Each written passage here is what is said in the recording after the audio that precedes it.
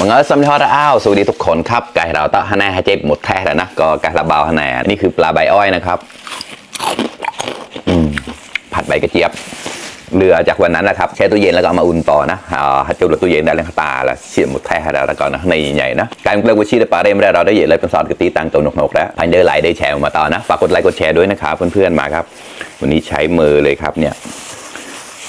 พาวิชิหมดแท้แล้วละก่อนการระบาวนี่นะนี่แบบนี้เลยหอมมากหมูมาครับขำโตหมอกโตตั้งโน่นแล้ว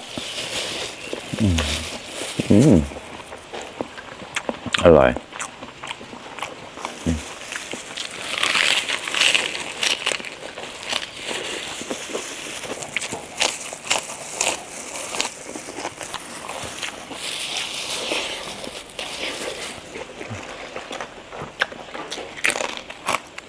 กรอบ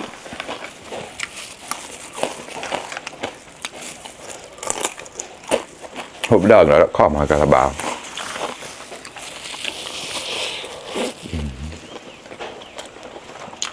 วุ่นวาย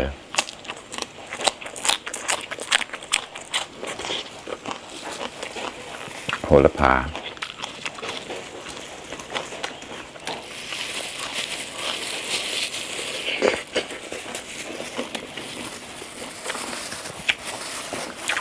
กินกับอะไรก็อร่อยเข้ากันหมดเลยครับผัดใบกระเจี๊ยบเนี่ยนะเจี๊ยบก็มาปากมาหอดแล้วบอกไม่ได้เสีย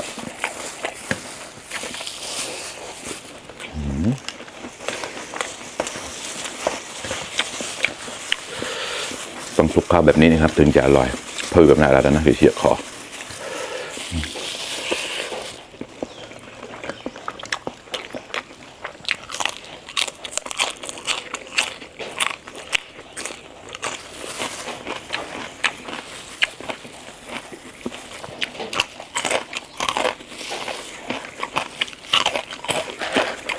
รอบ